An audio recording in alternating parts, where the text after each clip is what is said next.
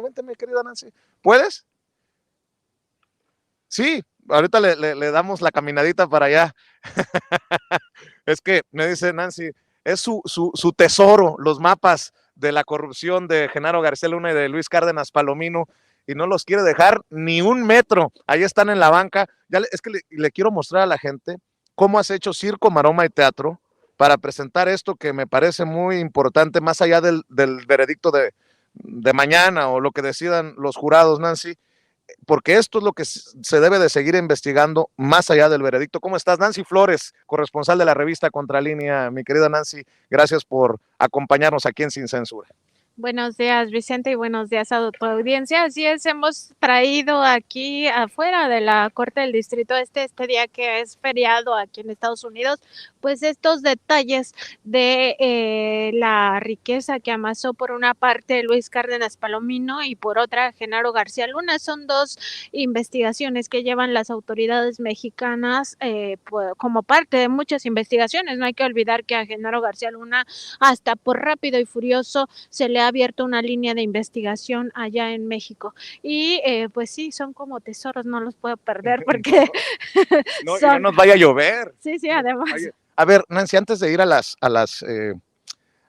los mapas, son los mapas de la corrupción de Genaro García Luna y los mapas de la corrupción de Luis Cárdenas Palomino. Los mapas de la corrupción que algunos medios de comunicación no quieren que usted vea porque salen mencionados. Nancy, hablábamos de el derecho a la información de las audiencias. Y creo que esto es importante que lo entienda todo mundo. Porque más allá de lo que digamos nosotros y más allá de lo que se diga de nosotros también en México, más allá de que si Jane, si recuerdo bien su apellido, Rosenberg, nos retrató ahí en este material que publica a través de Reuters, la agencia de noticias británica, y que replican y publican muchos medios de comunicación, incluso en México, pues creo que la audiencia tiene que entender que no importa si es Contralínea o Milenio, si es chiquito, pequeño, si tiene millones de seguidores o tiene cientos de seguidores, las audiencias tienen derecho a saber. Mi querida Nancy, ¿cómo entiendes toda esta, pues esta andanada de cosas que han surgido por el retrato, por las preguntas a César de Castro, porque estamos youtuberos y medios independientes también presentes aquí? Pues Vicente, esto que tú decías, el derecho humano a la información, la libertad de expresión es de todos y todas. O sea, más allá de etiquetas de a quienes se consideran o no periodistas, a quienes se consideran o no reporteros, aquí estamos hablando del derecho humano a saber. Y eso es de todos y todas en México y en el mundo y en Estados Unidos y en cualquier rincón de este planeta. Y al respecto, pues decir que pues también los medios ya hemos visto cómo forman parte de campañas de mentiras, de abiertas noticias falsas, de verdades a medias, de tergiversación de la realidad, y por tanto, pues ellos no deben de monopolizar el derecho humano de todos y todas a la información. Todos debemos de ejercer nuestro derecho a la información, nuestra libertad de expresión.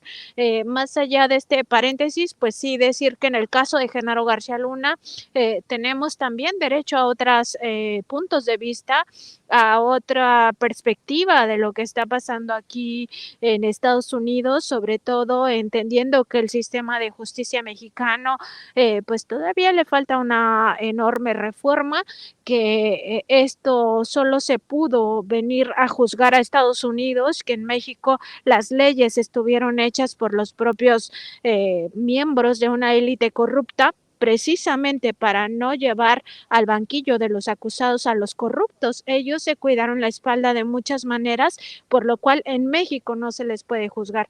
Entonces tenemos derecho a conocer lo que ocurre en este juicio, tenemos derecho a conocer lo que ocurre en las propias investigaciones de nuestro país y sobre todo a la justicia. Aquí estamos hablando también de víctimas, víctimas de una guerra que nunca debió de haber sucedido, y eso es lo que más nos debe mover como sociedad. O sea, primero saber lo que nos pasó y segundo, pues también el derecho de las víctimas no solo a la memoria, sino sobre todo a la justicia.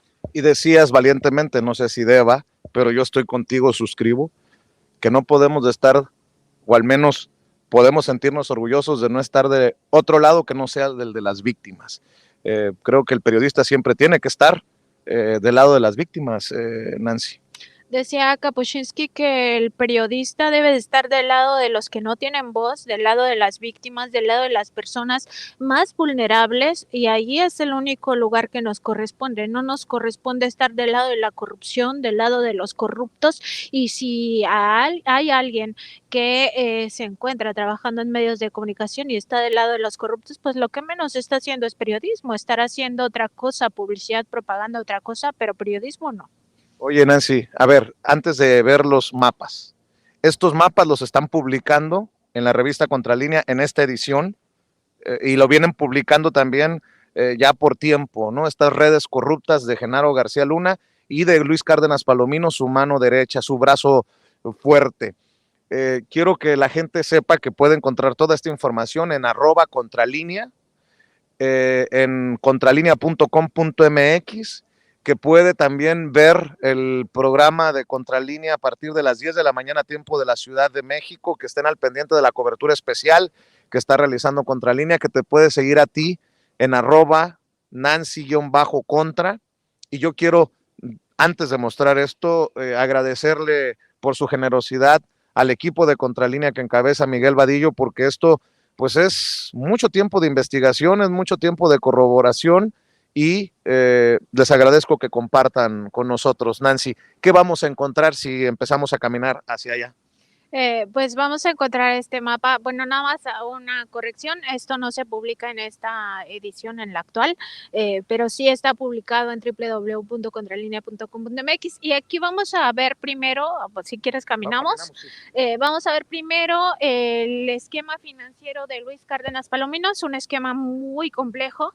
Es algo que pues se le ha llamado incluso el Timbiriche de las operaciones financieras de Luis Cárdenas Palomino. ¿El qué? Timbiriche, así lo dijo el titular de la Unidad de Inteligencia Financiera, Pablo Gómez, en la presentación que hizo el pasado 9 de febrero en la conferencia matutina. Aquí estamos viendo justo pues todas las operaciones financieras de Luis Cárdenas Palomino. Es un mapa muy complejo, ya lo decíamos. Se mencionan empresas, se mencionan recursos, cuentas bancarias, algunas transferencias financieras, etcétera. Todo esto es lo que estamos viendo aquí, propiedades inmobiliarias, también automóviles. Déjame mostrar, Nancy, déjame mostrar con la ayuda de don Carlos, que nos hace el favor con el micrófono, esto que es monstruoso, es un monstruo, Nancy. Definitivamente es un monstruo financiero donde podemos ver la complejidad de las operaciones de Luis Cárdenas Palomino, cómo fue tejiendo relaciones con sus propios familiares, con algunos empresarios, con empresas de estas que hacen operaciones simuladas y también con prestanombres, muchos prestanombres, empresas, vehículos, etcétera. Estamos viendo una cosa pues realmente complicada, no solo para las autoridades entenderlo, sino sobre todo pues que busca ocultar el origen del dinero. Y estamos hablando de un personaje que ha sido mencionado una y otra vez en este juicio contra Genaro García Luna como el achichincle mayor, le llamo yo, el que iba por los dineros, el que era el puente entre Genaro García Luna y el crimen organizado, cuando Genaro García Luna dejó de reunirse, de acuerdo a lo que se ha presentado en el juicio, directamente con los narcos. Era Luis Cárdenas Palomino el que se encargó precisamente de eso, Nancy.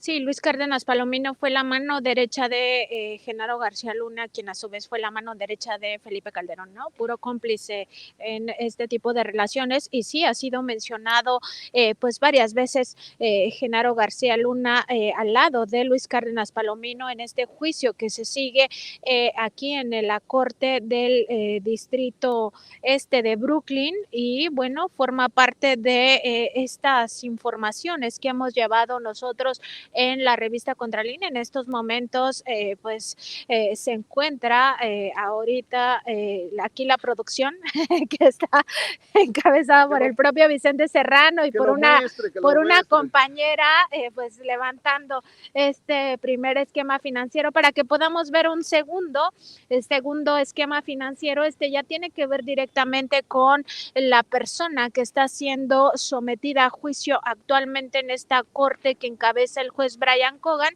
y que es Genaro García Luna. En este segundo mapa ya podemos ver a Genaro García Luna, que es, digamos, el personaje del momento, Vicente Serrano.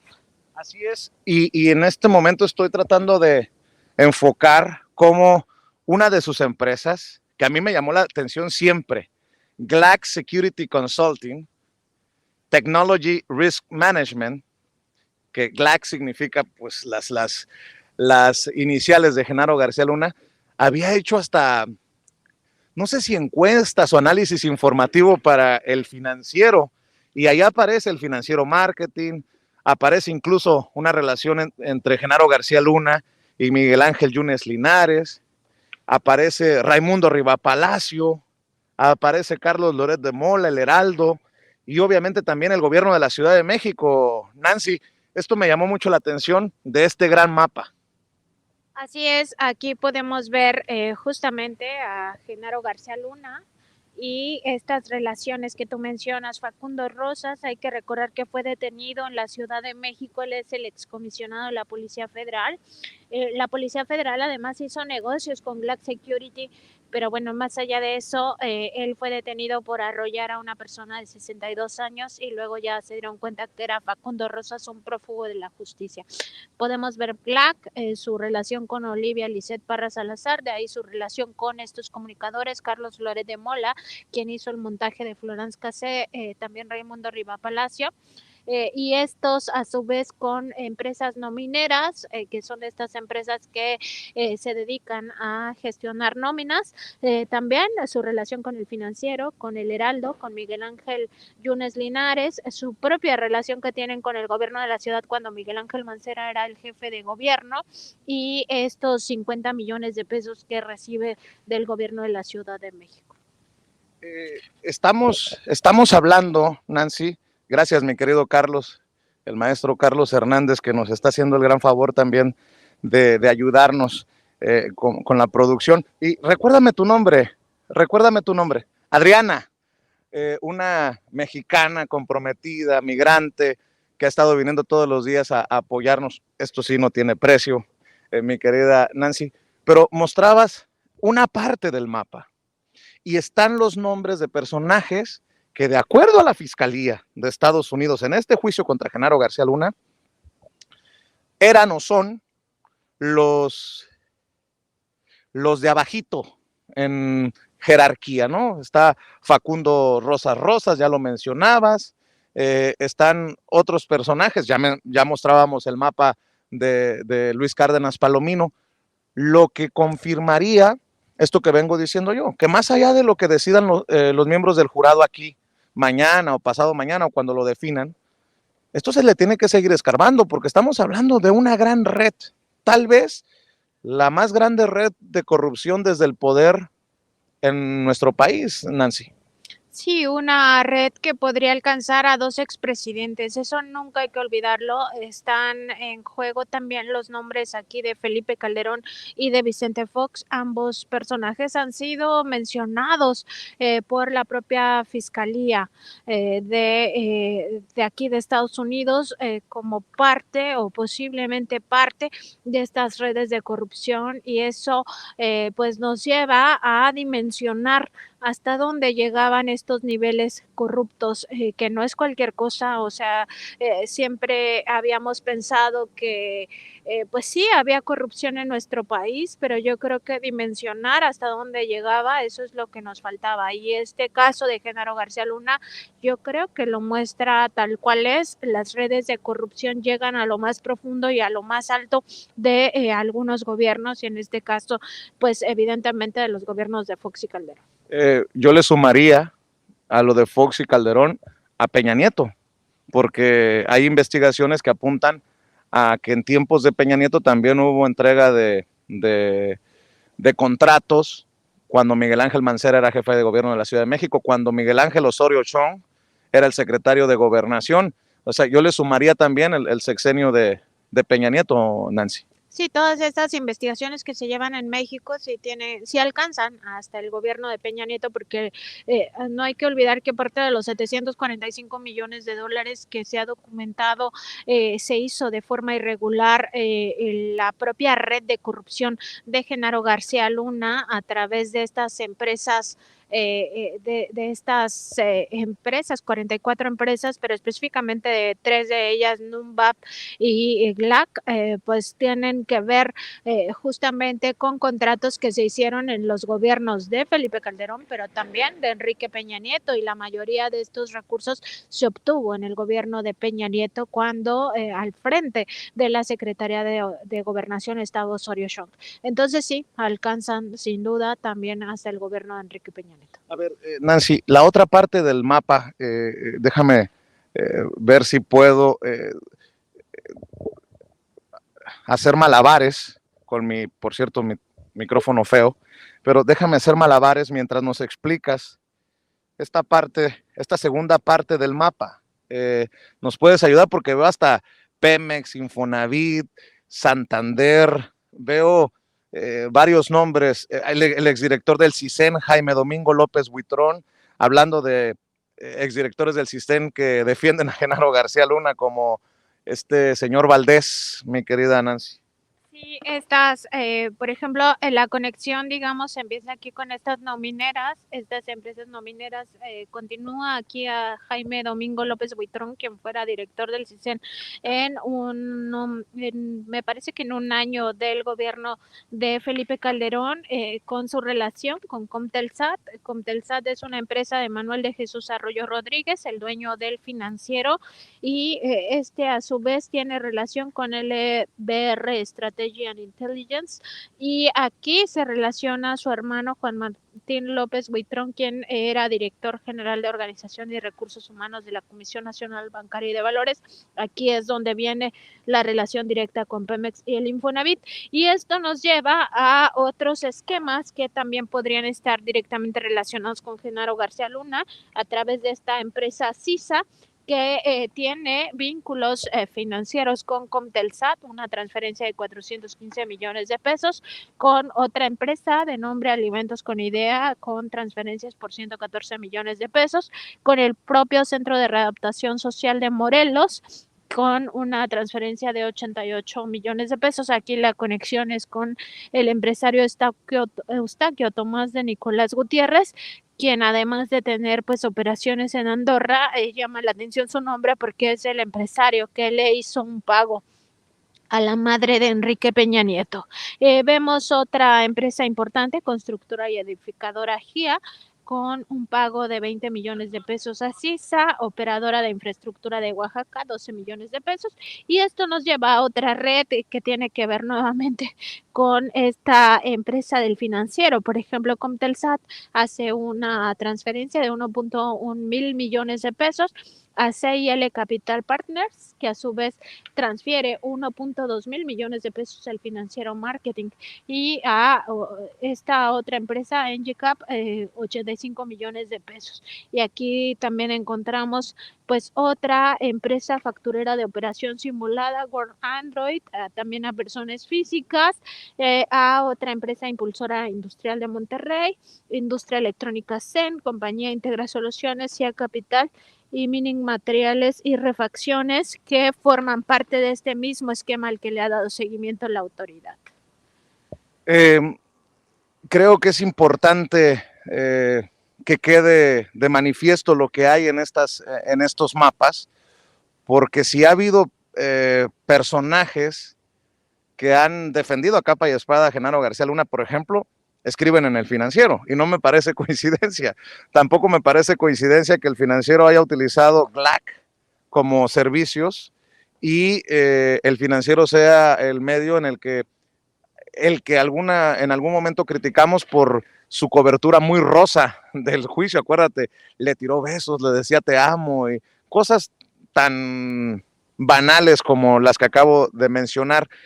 ¿Con qué cerrarías? Sé que está haciendo frío. ¿Con qué cerrarías de esta primera oportunidad que tenemos aquí en Sin Censura de ver los mapas de la corrupción, Nancy? Pues diciendo que todo esto forma parte de indagatorias abiertas, o sea, estos son casos no cerrados en México, que esta historia no se va a terminar de escribir con lo que tenga, o más bien con la resolución que dé el propio jurado aquí en la Corte del Distrito Este de Estados Unidos. Es una historia que apenas está pues mostrando lo peor de la corrupción en México, una historia que sigue un curso también en Estados Unidos con esta otra indagatoria que se llama en Florida y por supuesto que toca en algunos puntos también hacia México. En México hay varias líneas de investigación, entre ellas pues estos nexos entre medios de comunicación y el propio Genaro García Luna, algo que esperábamos ver en la corte, pero pues que ya no se permitió por parte del juez Brian Gogan, ¿no? Eso no, digamos que es parte de la carnita que ya no se pudo conocer aquí, y se iban a ventilar nombres de periodistas, era parte de la expectativa y eso ya no se cumplió. Pero es importante esto, reflexionando sobre, por ejemplo, el testimonio de la señora, ¿no? Cristina Pereira, que nos pinta una familia que le echó muchas ganas, que ahorró mucho, que consiguió préstamos para hacerse de propiedades y desafortunadamente del 2012 para adelante no pudimos ver todo esto, pero muestra también un cierto grado de, híjole, me voy a aventar, no de hipocresía, de cinismo, de que nos pintan a una familia que, pues que tiene lo que tiene por el esfuerzo y su trabajo arduo, ¿no? Ella estaba en su papel, ¿no? De la única testigo, porque Genaro García Luna evidentemente se ha quedado solo en este caso, pero sí es un testimonio insultante a todas luces. ¿Por qué lo consideras así? Porque justo, Vicente, tratan de pues, de argumentar con cosas que nosotros, teniendo todo el contexto mexicano, sabemos que son falsas.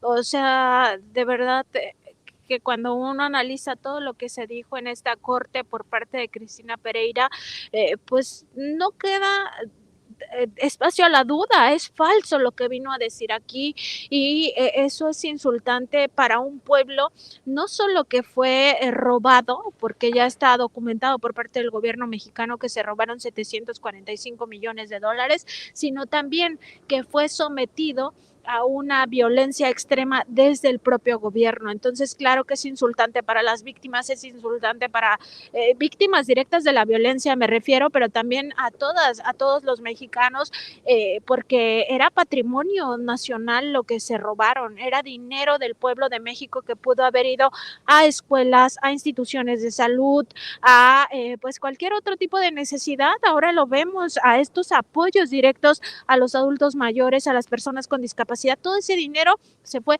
a los bolsillos de una familia y es insultante que vengan a tratar de decirnos que con un crédito del Infonavit, que con un Fobiste.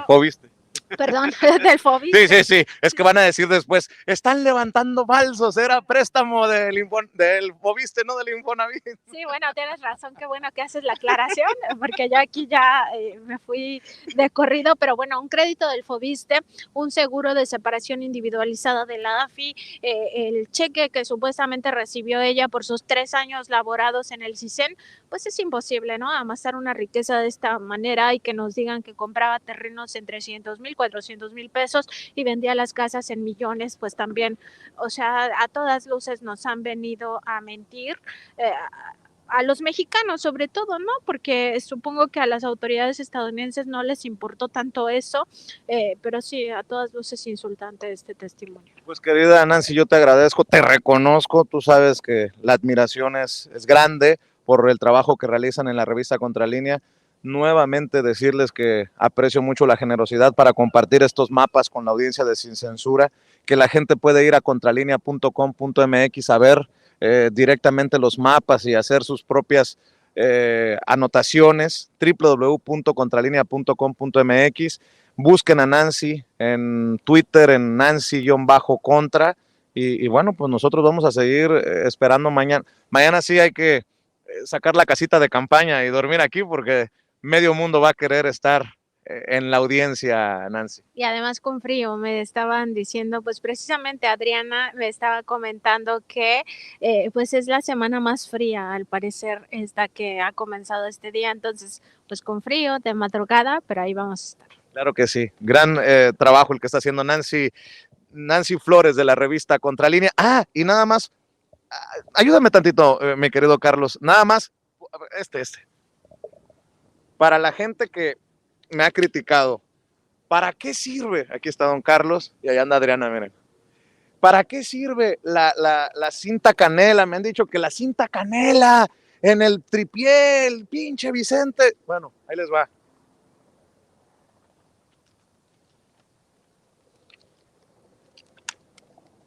Para esto sirve la cinta canela, la que nos permite mostrar el mapa de la corrupción de Genaro García Luna. Digo, ¿para qué sirve la cinta canela? En ocasiones, yo sabía que mi experiencia de tantos años me iba a sacar adelante y hoy la cinta canela sirvió para mostrarles a ustedes los mapas de la corrupción que trae como tesoro